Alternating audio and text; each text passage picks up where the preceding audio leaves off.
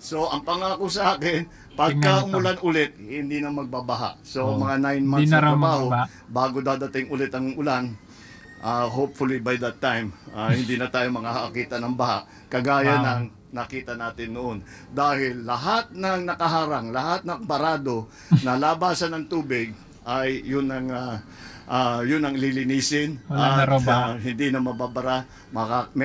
May dadaanan na yung tubig palabas. Kaya yan ang project natin.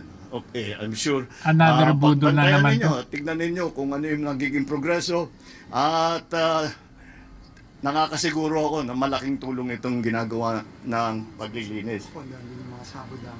At hindi ba, pagkatapos malinis ito, Bulong-bulong naman hindi si lamang Dizon. ganito yung project, meron tayong gagawin na tinatawag na Sabo Dam.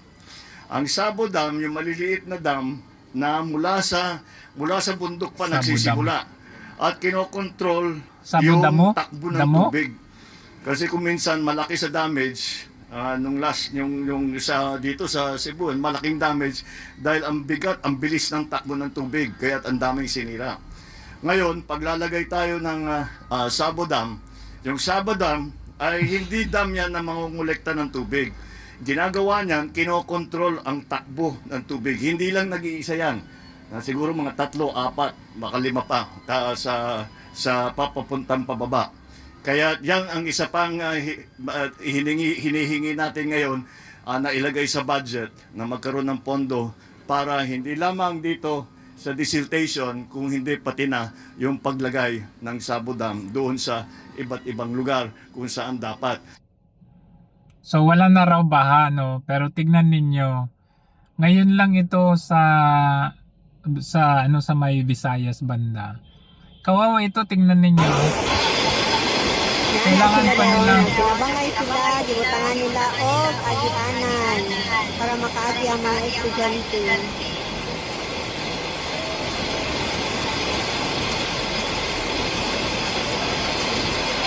Grabe, ano? Nakakatakot yan. Buwis buhay talaga.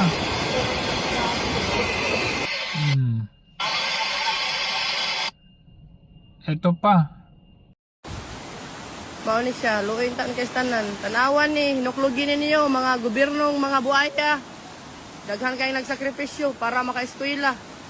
Buwis buhay. Grabe pag-antos. Mao pa ni sa una namo.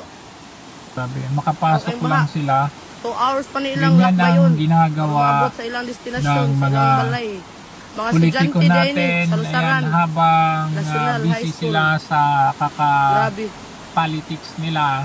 Amping mo tanan. Actually, winawalan nila yung usaping flood control scam sa paglalabas nila ng mga issue kuno ngayon with regard to that Kalayaan Island, West Philippine Sea.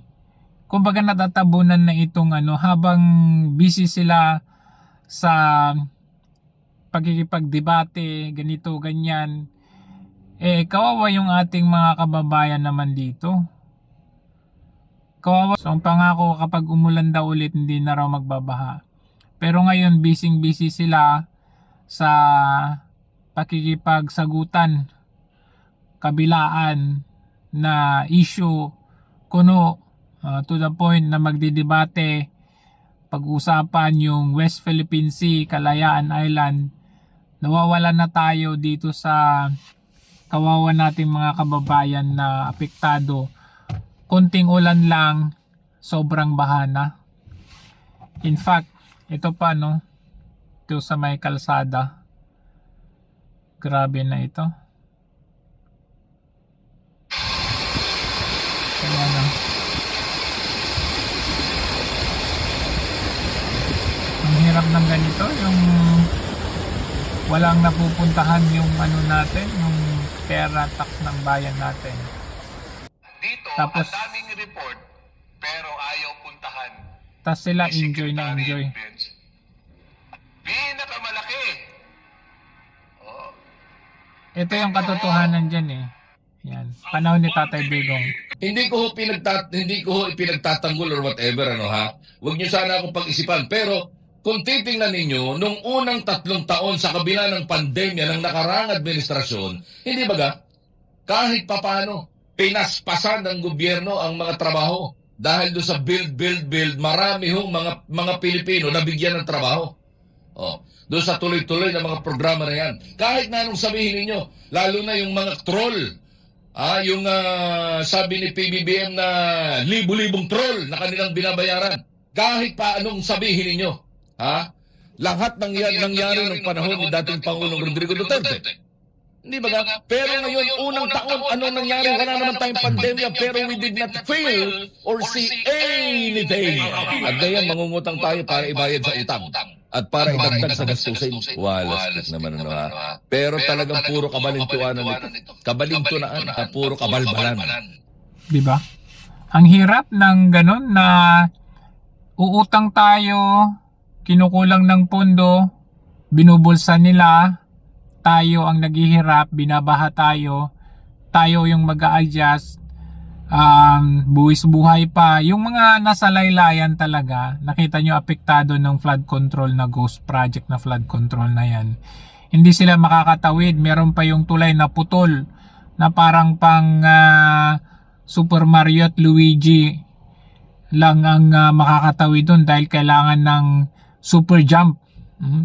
So, kawawa talaga yung ating bansa. Like, for example, dito sa Hong Kong, at sa mga ibang bansa, yung mga excess na funds na pera ng taong bayan, ibinabalik talaga yan ng gobyerno. Actually, doon mismo sa kanilang bank account, diretso yan.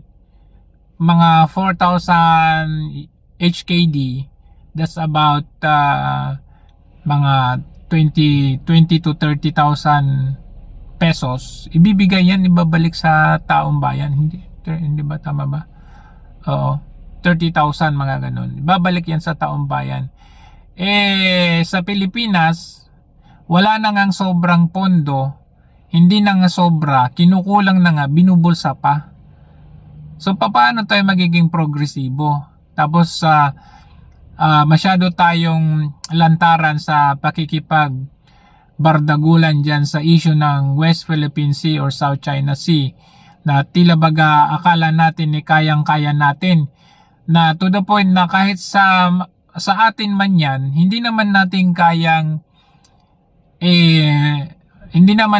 kayang magsagawa ng infrastructure dyan para mapakinabangan natin. In fact, even oil exploration, di natin kaya patapos na yung malampayan na yan.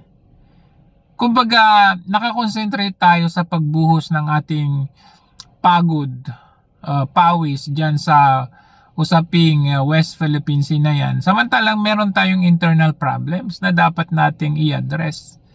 Unahin muna natin sana yung internal problems natin. Pero ang ating mga politiko ngayon, mas nananaig pa sa kanila yung kanilang bardagulan, sariling interes, kaysa sa interes ng mamamayang Pilipino. Kawawa na naman ang taong bayan ito.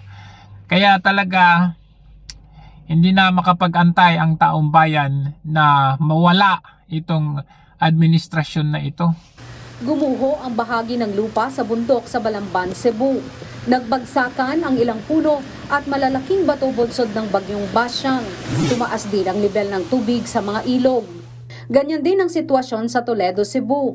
Nagkaroon ng landslide malapit sa barangay hall ng Captain Claudio. Pinaalalahanan ang mga motorista na mag-ingat sa pagdaan sa mga kalsadang apektado ng landslide. Ginising ng malakas na ragasan ng tubig ang mga taga-Sitio Harden sa Barangay Carmen habang bumubuhos ang ulan. Tuloy pa rin ang pagtaas ng tubig. Kaya mga residente hindi maiwasang mabahala. Si Saka na gyud maayo ang tubig, nagpadayon gyapon siya Saka no. Tanawon ninyo. Di na makitang footbridge. Then kusog na ang bulog sa tubig oh. Ang tent namang ito sa Argao, Cebu, nilipad ng malakas na hangin. Kotkot River naman sa Liluan, umabot na sa critical level. Rumaragas ang tubig na may halong putik naman ang dumaloy sa mga lambak bridge sa Dalaguete, Cebu. Pagka umulan ulit, hindi na magbabaha.